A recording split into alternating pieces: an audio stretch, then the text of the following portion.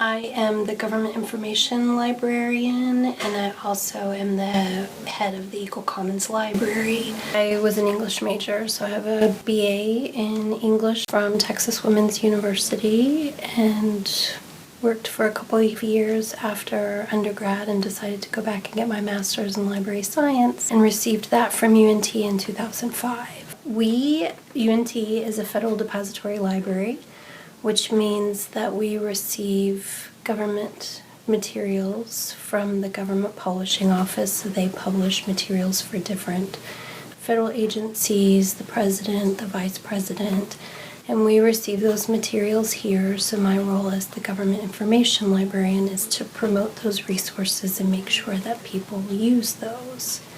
The tagline for the Government Publishing Office is "Keeping America Informed."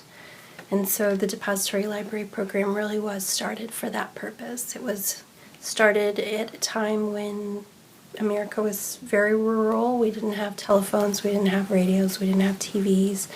So they would ship materials out to libraries so that constituents would know what was going on in their government in Washington, D.C.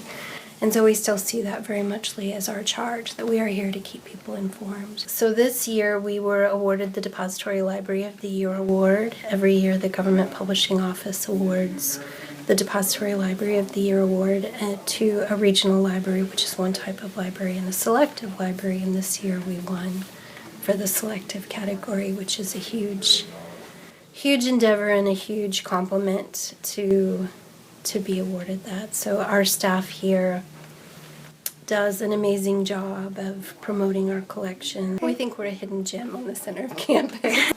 I like to go camping.